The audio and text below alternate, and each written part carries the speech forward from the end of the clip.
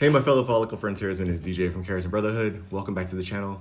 In today's episode, we're doing our very first interview on this channel, as I promised you guys, and we are joined by Dr. Vikram Jayaprakash. Did I say that right?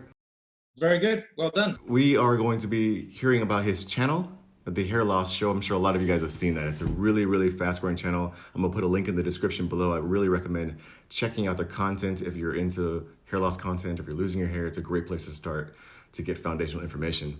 And today he's going to be sharing some of his insight. Hopefully we can glean some useful stuff that hasn't been heard before and really reinforce some things that should be heard.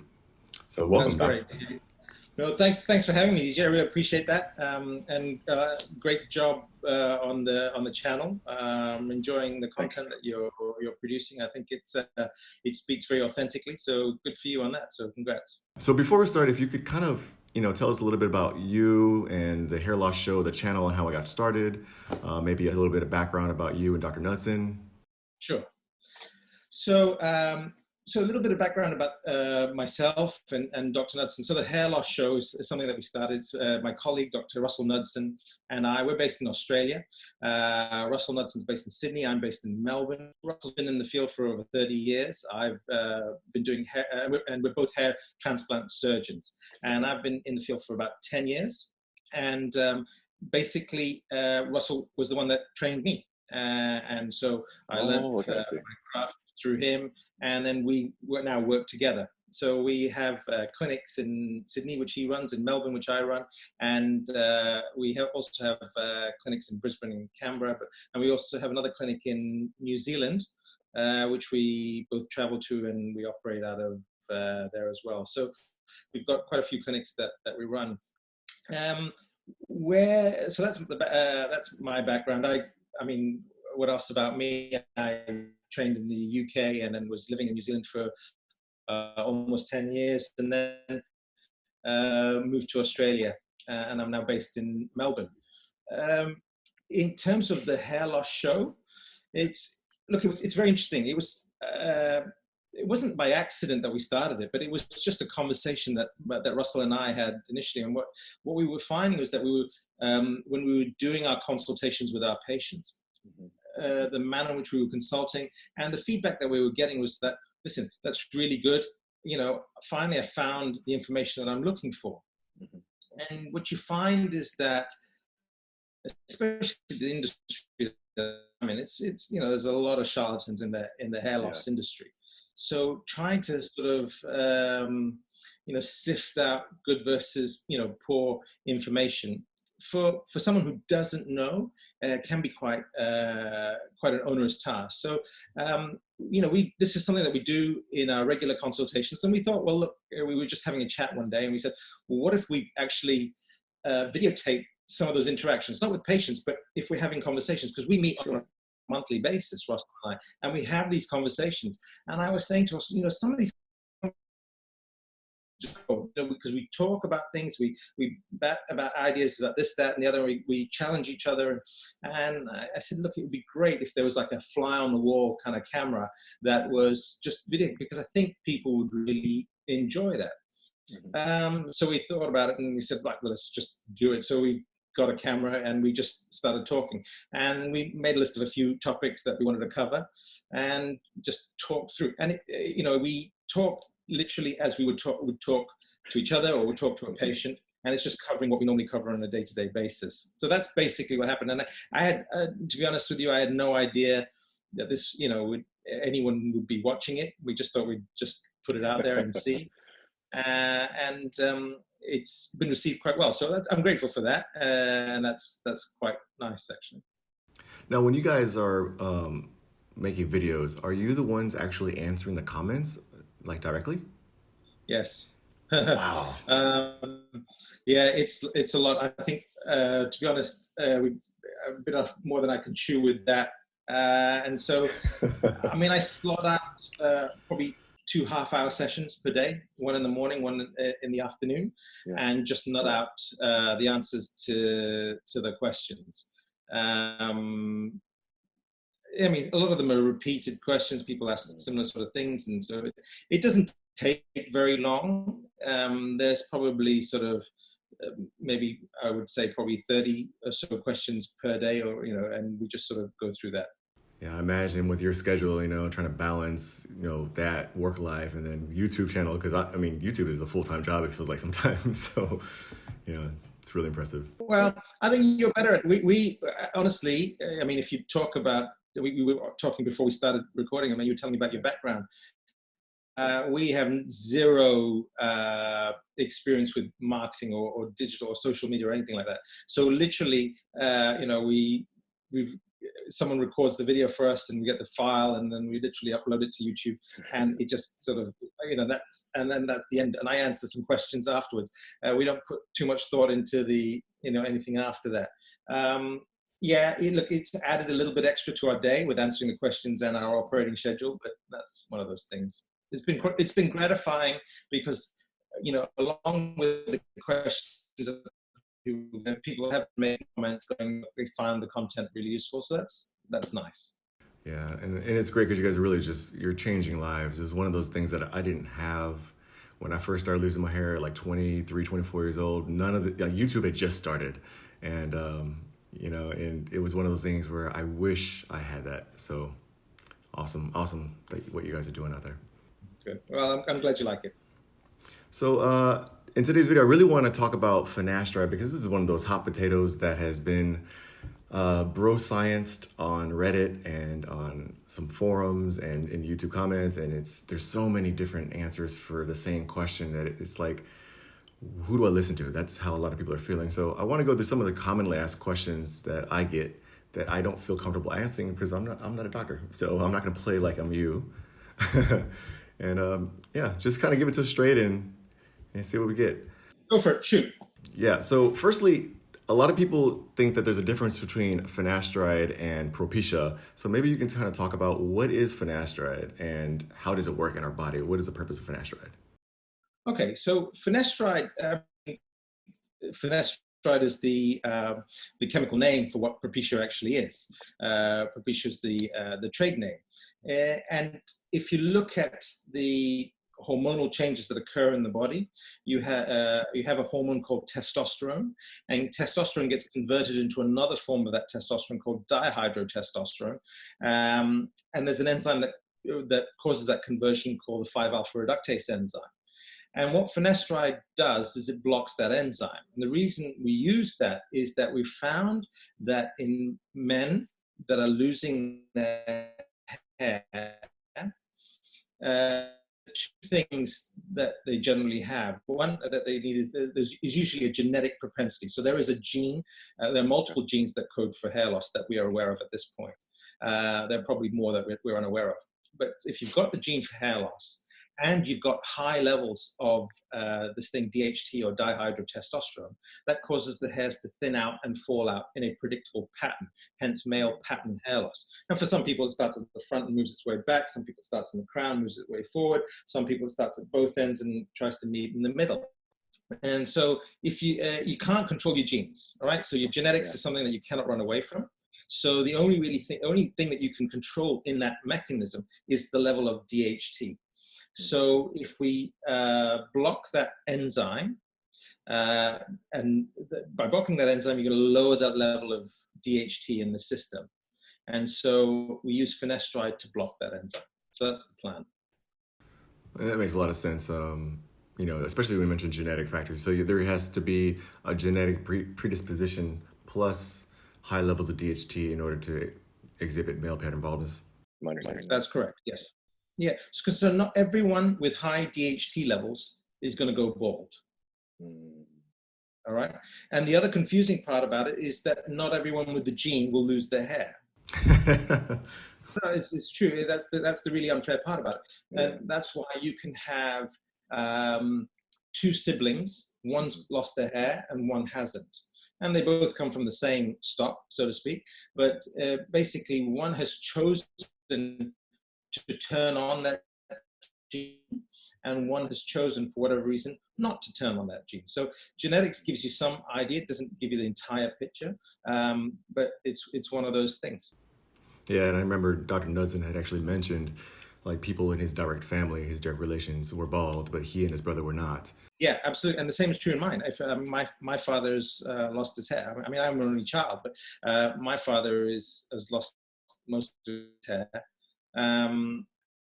I haven't. So I've just drawn the genetic lottery from that perspective. So it's one of those things. And look, I say this to all my patients. I say, look, that's unfair because it doesn't happen for any rhyme or reason, and Right. there's no way of predicting, and there's no way you can control that. It's just it's with the people that are suffering from it. That's when you've got to look at, well, what are the hormonal changes and what can I do to affect those to try and minimize this progression. And when you talk about those hormonal changes, I mean, if I'm a 21-year-old guy, is there any way for me to know that I am going to lose my hair before I start losing my hair? No, there's no way of predicting. Again, family history gives you some insight, but I've met loads of patients who, haven't got a single family member who has lost any hair, and all of a sudden they've started losing their hair, and vice versa. They've got family members, left, right, and centre who who are shiny bald at the top of their head, but they've got they're in their 50s and got a full head of hair. There's just no way of predicting it as well. And so, if there's no way of predicting hair loss, is there a way that you can predict the way the guy would respond to finasteride? Does every guy respond the same way to the drug? Yeah, no, and that's the problem. There isn't, so there's the complicating factor is that if you talked about a 21-year-old, and that's a very young, young person to start losing their hair. But let's just say you've got a 21-year-old that's losing their hair. You don't know where their endpoint is. Okay, you take 50 guys that are balding. They'll have different of the same age. All right. So you take guys in their 60s, 50 men who are 60 years old who are balding. They will show different stages of balding, as in some will only have lost the first inch of their hair, some will have lost just the crown, some will be completely bald. And so just because someone's starting to lose their hair, we don't know, is it gonna end up what we call a Norwood 6 or a Norwood 7, where they're completely shiny bald at the top of their head, or are they going to end here? And that again is the genetic predisposition of that individual. They are genetically coded to start balding at a certain age, to bald at a certain rate, and stop balding at a certain age, at a certain level on their scalp. And they're right now, I'm afraid to say, DJ, there's just no way that we can predict that. You've just got to hope for the best and plan for the worst, so to speak. And so if that same 21-year-old were to start taking finasteride, is there any way to predict how he's going to respond? That is, does every guy respond the same way to finasteride, or? No, and the reason, no, the answer is certainly no.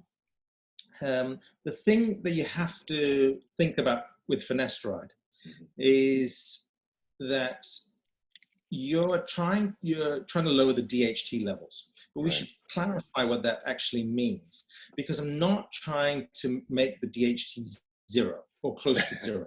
That's not the goal.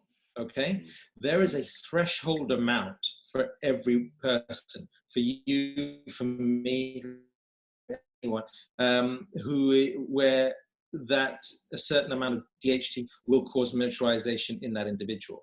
And what you're doing with finasteride is you're just trying to lower the level below that threshold to stop that miniaturization process from happening. For some people, it could be a milligram a week. That's all they need. They're very sensitive. They don't need very much. Some people need to be a milligram per day. And again, so it's about looking at the general population and how the general population responds, and there's a bell curve, and you can look at that.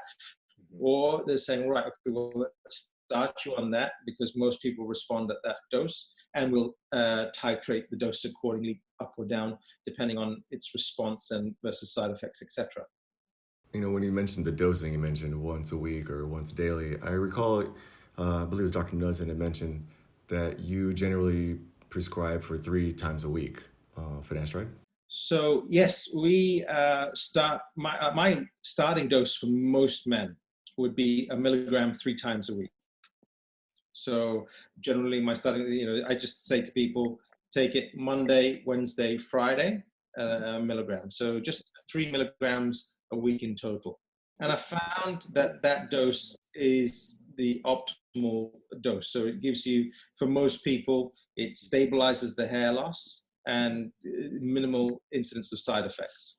And I know this has been hashed out like multiple times on your channel, but when you talk about the side effects, with your patient population that comes in for transplants or any kind of hair loss treatment, what are the most common side effects you see with patients that are, I guess, beyond that threshold of what their body can handle with finasteride?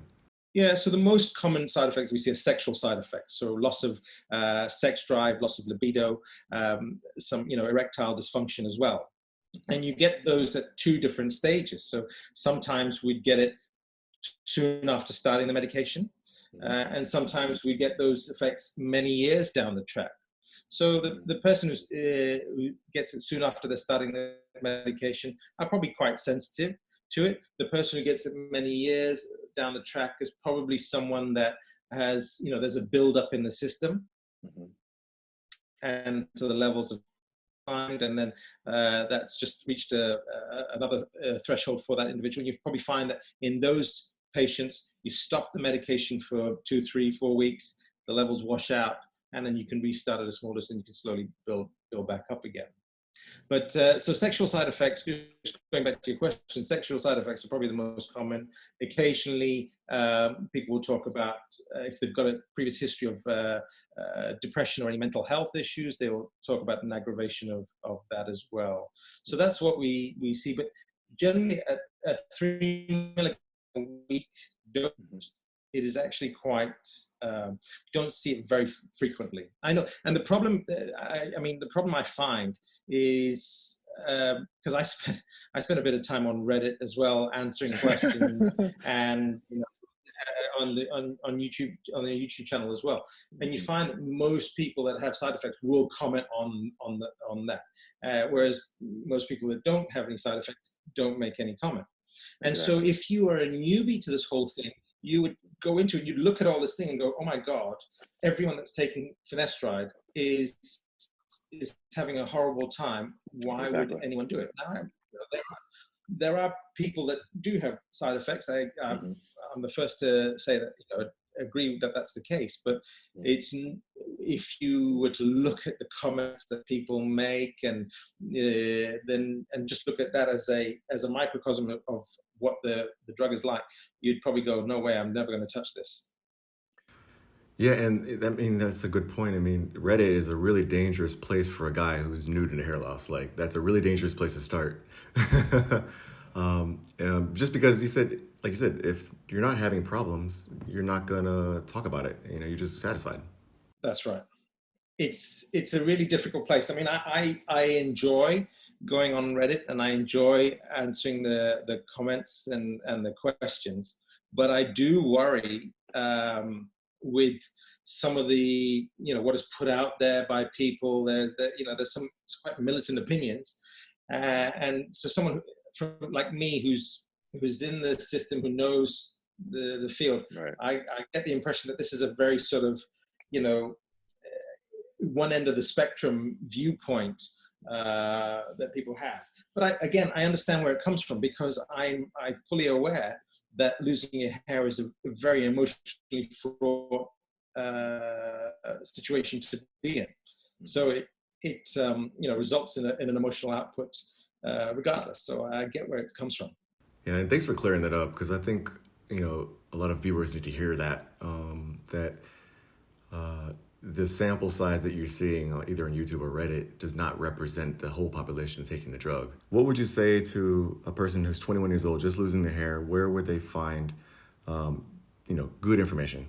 I think the key is to make sure that information is tailor-made for you. I mean, even I wouldn't say that come to your channel, my channel, then you'll get all the information you need, because I think that's quite dangerous as well. Right. I think self-education is absolutely vital and really important, but you need to be on the right path. So I think you need some guidance there. So, for example, Russell and I standing there talking about male pattern hair loss or talking about finasteride or talking about minoxidil it's not a substitute for actually coming in and seeing a professional and making sure that you got the diagnosis right, okay, and that you've got a partner to partner with on that journey, because hair loss is a journey, and you need you need someone who's going to be able to guide you through what the various sort of ups and downs of that journey. What are the different modalities that you're going to use? So I think it's not a quick fix. It's not something that you can read on Reddit and then go, right, I'm a master of this. It's not something that you can sit on YouTube and binge watch 2 or 3 hours and then go, right, I know how to handle it. Right. So I think, like with anything, you need to have someone who's an expert help guide you. For example, I would never dream of servicing my car myself after watching a couple of hours of videos on YouTube. I need someone to help me with that. So I think you do need to seek professional advice. I think that would be my underlying statement. It definitely makes sense. I mean, it's nice to have YouTube content like yours where you kind of get those general questions answered, and it kind of calms some of the fears that you have. But like you mentioned, you are your hormones are yours, and it's like a fingerprint. Nobody's the same. So definitely consult with a professional. And the thing I'd say about this, because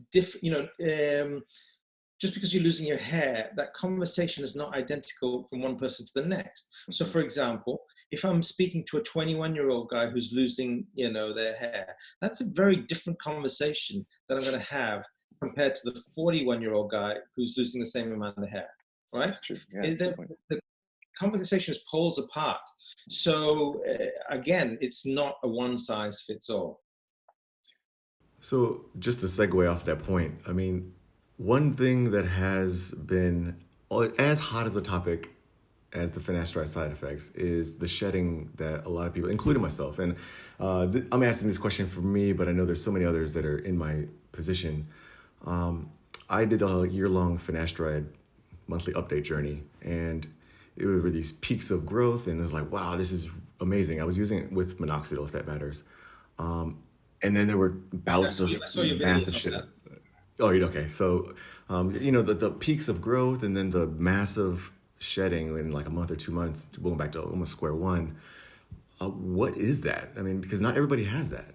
No, and that's the thing. I mean, it's not something that you see very commonly. I think the shedding that you see with minoxidil is a lot more predictable. And you can sort of almost guarantee it for most people. You can say, look, you're going to start minoxidil either orally or topically, and you will experience some shedding. Finasteride is different because it acts differently. And so, I think potentially there's a complicating factor when you combine both agents together, because they work in different ways. All right. So the finasteride is what I call a blocker, and it blocks the 5-alpha reductase enzyme and lowers the level of DHT in the system. Minoxidil has no impact on that system whatsoever. So that is the primary, that conversion of testosterone to DHT is what causes male pattern hair loss. At this point, that's what we know. Minoxidil has zero impact on that pathway at all. All it's doing is stimulating the hair to grow. It's like getting a whip out and going, and telling that hair to become, to grow faster, grow a little bit thicker. So it's a stimulation pathway through various different postulated theories about how that works. So with finasteride, I mean, the question as well that should be answered is, what is shedding? Because shedding could be a normal phenomenon. All right, because if this is a hair, this is a thick hair, and you shed that hair, and this hair grows back in its place, we haven't got a problem. That's normal. You can lose anywhere between 100 and 150 hairs, sometimes even up to 200 hairs per day, and there will be phases. It's like waves, because we're not programmed to lose all the hair every 5 years.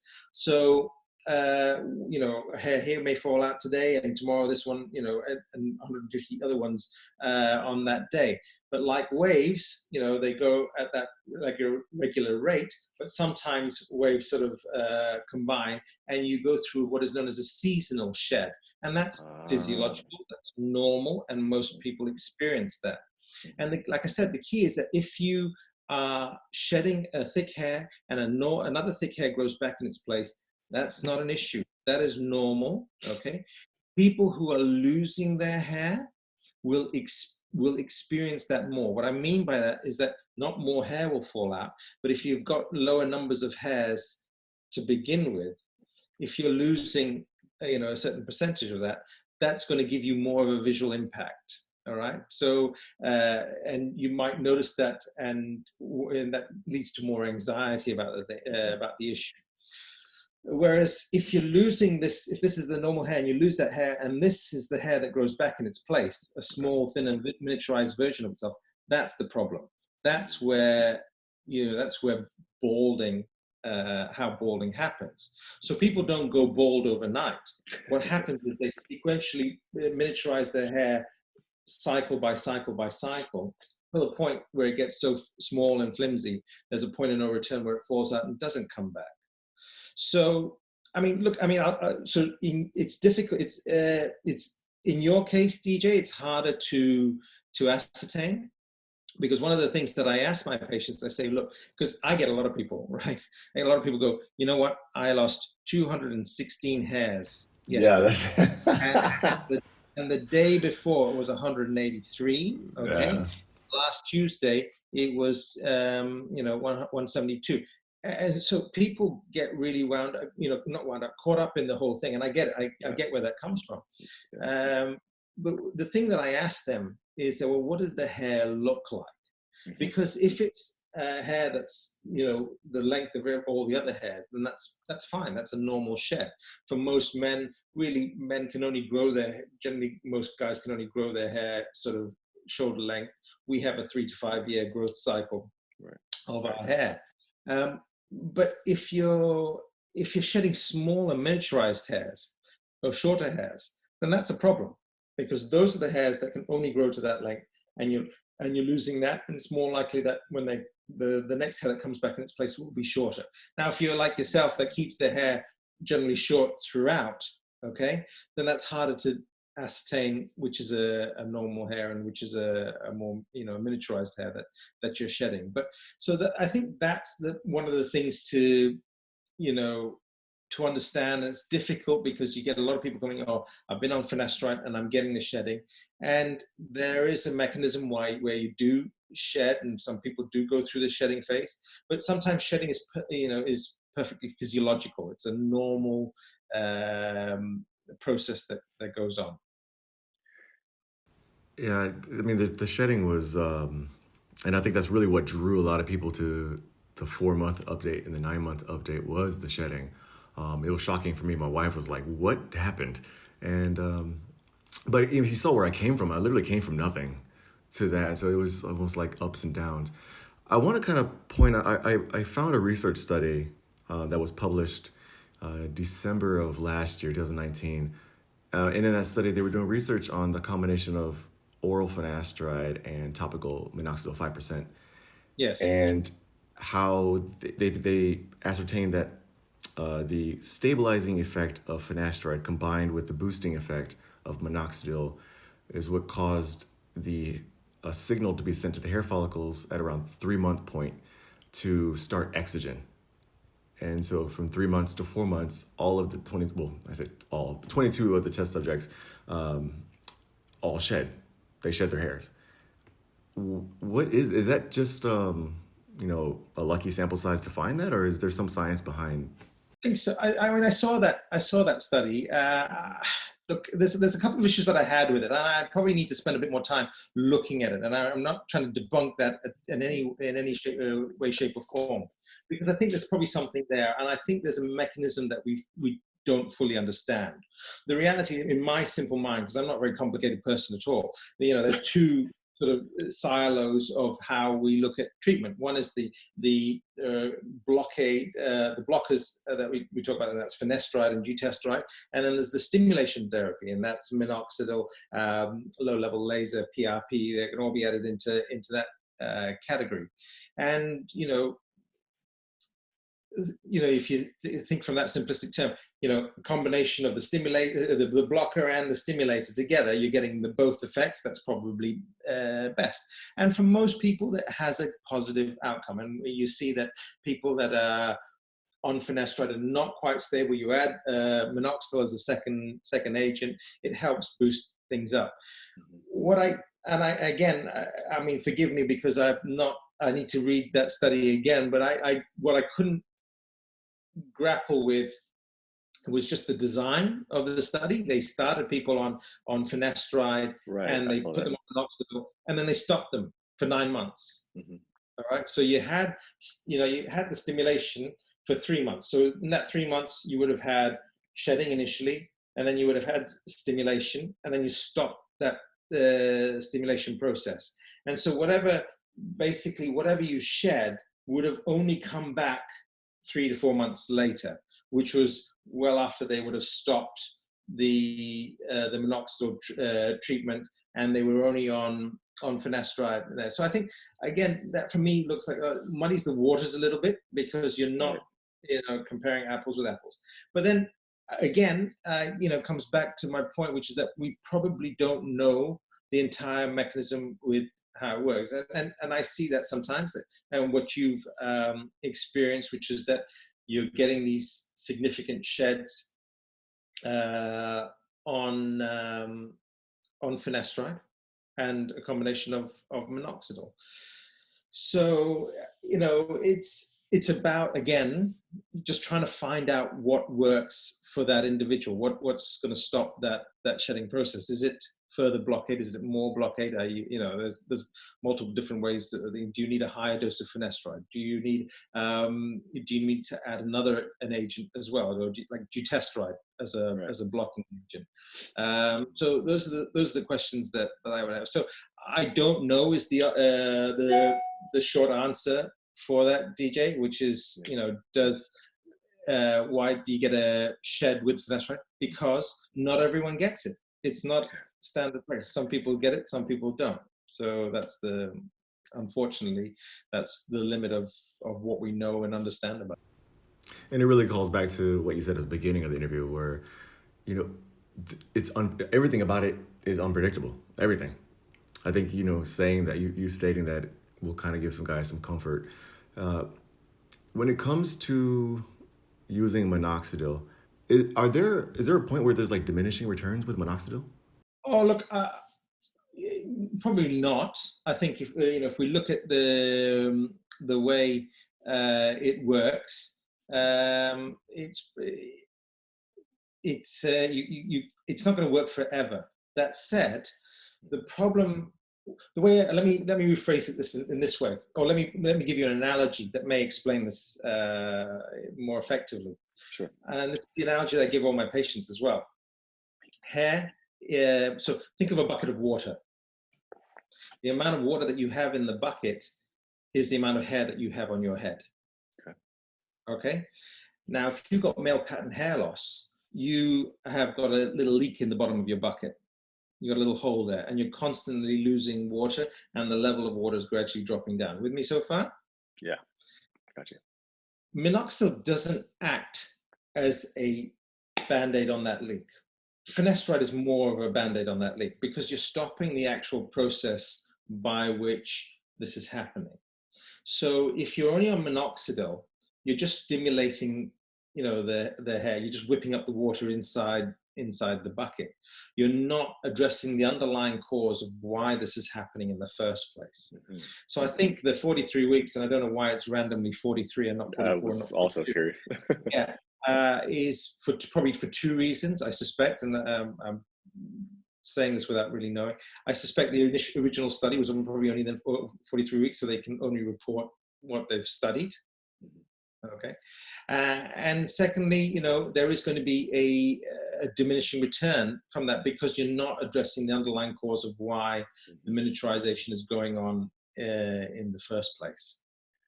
So okay, that brings up I want to clarify 2 points there.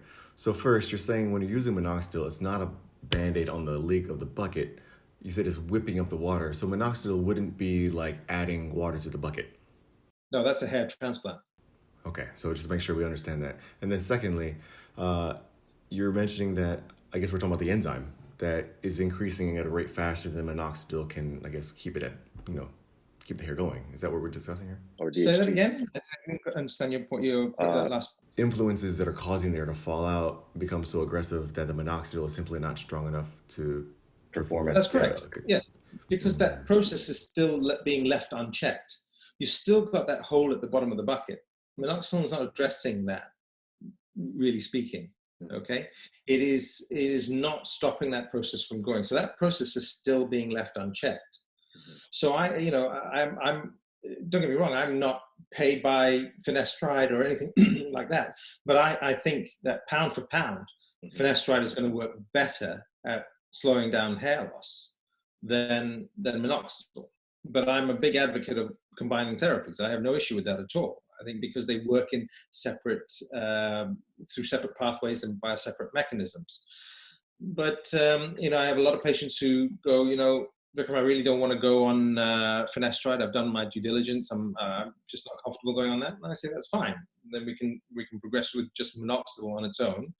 But as long as you understand that this is the thing that's happening. So you probably find that there is still, you do lose a bit more ground with just being on minoxidil than you would have if you'd been on Finasteride only, or combination of Finasteride versus minoxidil. And most of the guys that are using, or rather, most of the guys who are experiencing hair loss early, their 20s, early 20s, like 21, 22, they usually start with minoxidil. And I think that's probably because it's so accessible and it's quite inexpensive. But would you say there's an age that is too young to start Finasteride? I mean, beyond 18, of course, but do you have recommendations again about the youngest age? I mean, I don't have an age cutoff that way. I certainly wouldn't start someone who's going through puberty on Finasteride. But I've had 18, 19-year-olds that I'd be happy to start Finasteride because they've had that pubertal development. I think it's safe to start Finasteride at that point. But but that leads to another question. That if you're 18 and you're losing your hair, that automatically puts you into quite an aggressive category of hair loss. All right. So if you're already losing hair at the age of 18, there's a high likelihood, or higher likelihood, no one has a crystal ball, that you're going to significantly lose amount of hair. You're going to lose a significant amount of hair over time because you started so early. I know there's a lot of young guys that are asking, like, I'm on, minoxidil, should I do Finasteride? I'm like, dude, I'm not going to tell you to take Finasteride because that's not my place. I know my place. But I think hearing that would be good. It's not mine either. And this is where it gets, I don't want to be this online, doctor. It's just providing the information. At the end of the day, what Russell and I say on the channel, or what you and I discuss, is not a substitute for sitting down with your prescribing physician and someone who knows hair and knows how to manage hair loss, right, and talking through the pros and cons of all the treatment options and where you are and how this plans out and map it out to a certain extent as best you can. Yeah. Because one of the things that I like to do with my patients is to go, right, okay, this is what we're going to do, but we've got plan B, plan C, plan D, should things not go in our favor, and then sort of go, right, this is what I've got in mind. We don't have to do that, but if this doesn't work, this is what we'll try next. This is what we'll look at doing. And so people have an idea of, what the options are, not just going, oh, look, I hope, fingers crossed, this is going to, this is my only chance and it's got to work. Let's kind of segue off of minoxidil a little bit. Electrotrichogenesis. Mm-hmm. Are you familiar with that? A little bit, yes. So I recently tested this product here, and It was a sponsored video, so full disclosure, it was a sponsored video. But it was my first time using it, and I knew nothing about what that was. Actually, they like contacted me and said, "Hey, try this," and they wouldn't tell me anything about the mechanisms of action that this does. So I did my own research, and then Electrotrichogenesis came up. Is there real science behind this kind of therapy? Oh, look, I think I'd put it into that category of stimulation therapy. Okay, because you had your two sides, yeah. That's correct. Yeah. Again, I'm a simple soul that way, so I like just balancing it out in that too. So because, and I have no experience with using these devices. I mean, I've read a little bit about it, and so it in very similar sort of ways. So the use of the electric current stimulates blood flow, and therefore can stimulate hair growth that way. So it goes down the stimulation pathway, similar to the effect, probably not as invasive as, say, a derma roller. Okay. And potentially, and we don't know the exact pathway again, but maybe potentially the similarities between that and low-level laser as well. That was my next question, actually. Like, are those two kind of similar in how you would place them in terms of, mechanism of action? Yeah, well, yeah, potentially. I mean, again, laser works in a number of different ways. One, the frequency of light at that particular frequency has a direct stimulation of the hair follicle, and then it increases blood flow as well. So I don't think that I'm aware. Could be proven. I could be told, or you might be able to tell me if the electric, electric current has a direct stimulatory effect on the hair shaft. But I think it's more to do with recruitment of growth factors and blood, and it's and blood flow, and it's kind of similar to when we do PRP. Have you heard of PRP? I have, actually. I've never tried it, but many of my viewers have been raving about it. Look, so PRP, just for people who don't know, PRP stands for platelet-rich plasma, and what you do is you take a sample of your blood, anywhere between 15 to 20 mils, you'd spin it down and you collect what is called the platelet-rich component, and that has a lot of growth factors in, and we inject that back into the scalp. And the growth factors bathe the hair roots and the follicles and stimulates growth. And that's certainly one way that it works. The other way that we think as well is that just the actual act of stabbing the scalp multiple times, okay, also has that stimulatory effect. It also attracts growth factors because you're causing these micro damages and damages to the scalp. In a similar way to, say, people go for laser treatment for collagen resurfacing on their face. That's the same sort of principle that it works on from that. But I mean, going back to your original question, I don't have a huge amount of experience with these devices, so I wouldn't be able to say, oh, look, this device is better than this, or this is I'm not aware of a standardized protocol across devices with this. But how about you? Have you had any benefit with it? Well, I mean, I've only used it for about a week, and I'm going to be, I guess, the first guy on YouTube to do a kind of a journey with it.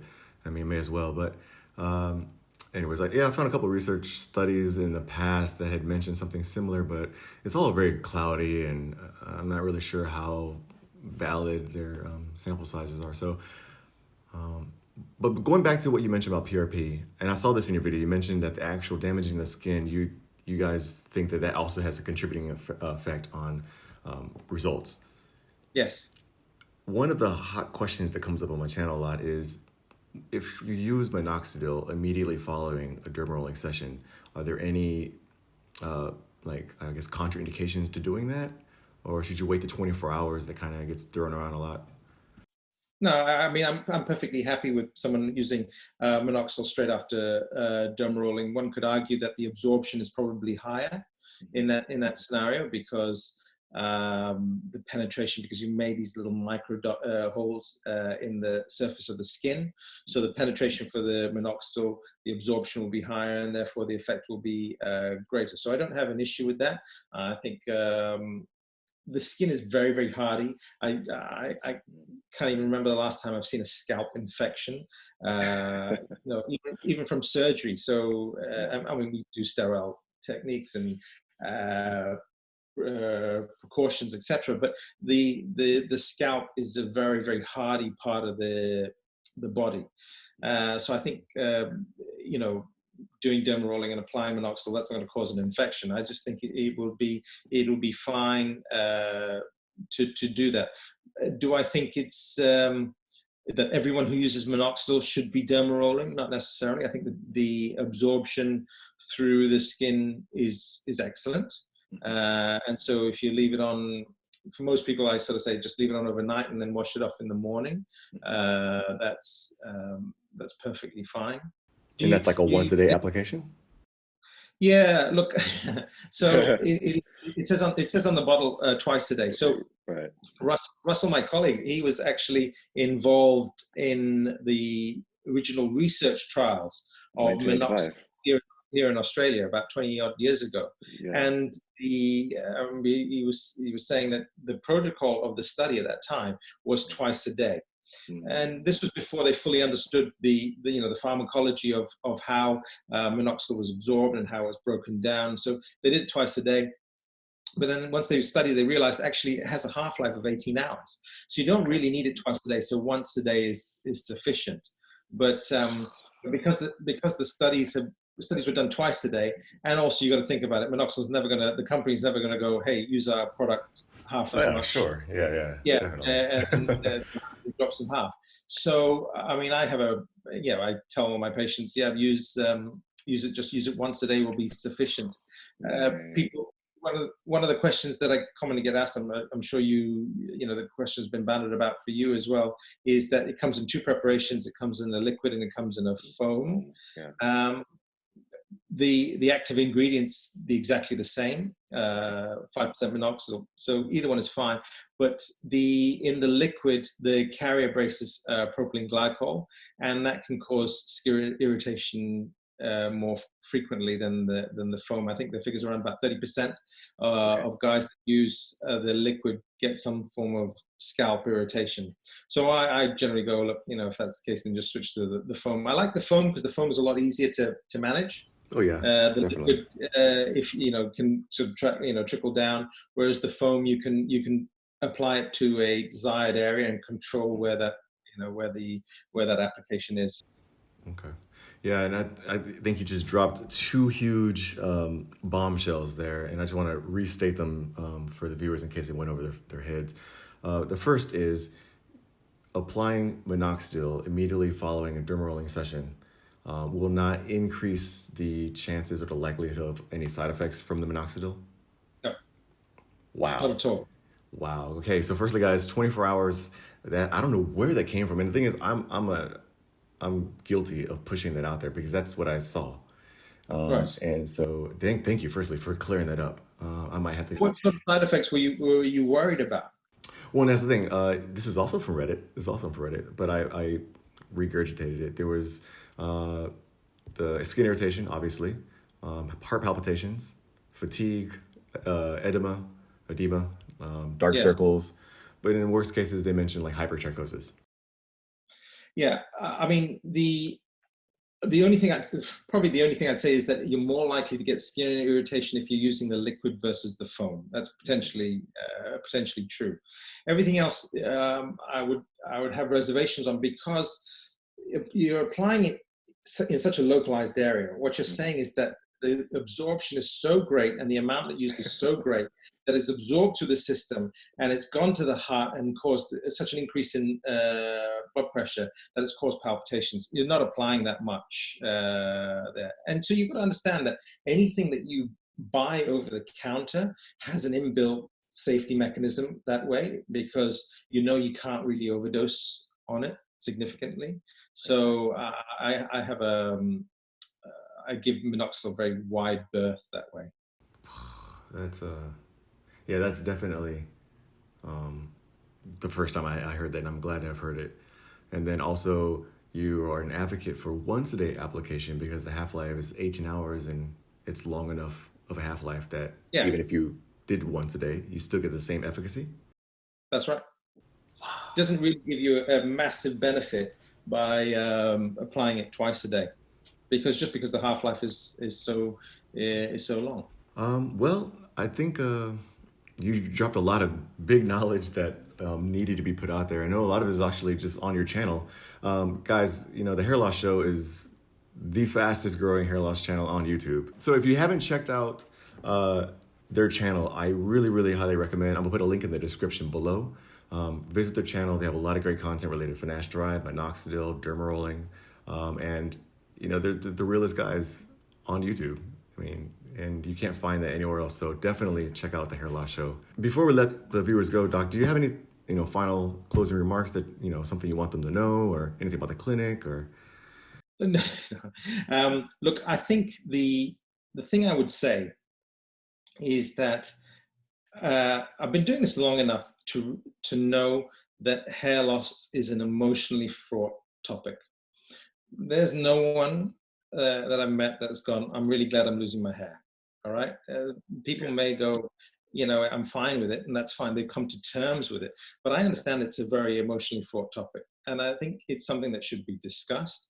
You know, you should, you know, admit to it. I think have an internal conversation. You should admit to family and friends, and then find someone to partner up with. It doesn't have to be me, you know, but someone in your local area that knows about hair loss that can help you through that, because there are a lot of options. You know, it doesn't have to be, not everything has to end up surgically.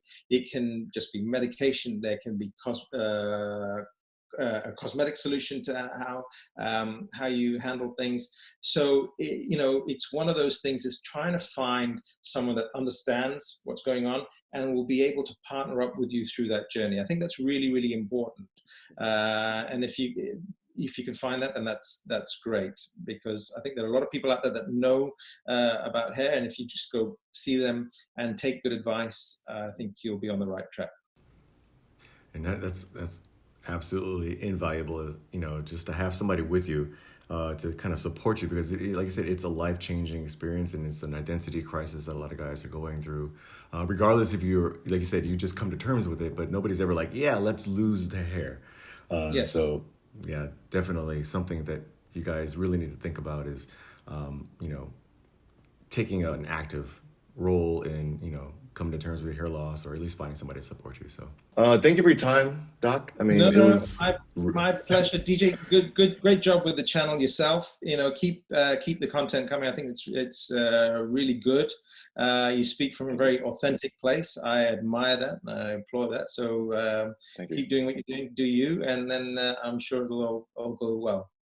all right. Well, hopefully we can have you on the show in the future. But for now, I'll send everybody your way and let them, you know, binge watch your content, because I've done it a couple of times already. So thanks for your time today, Doc. You're very welcome. Nice speaking to you.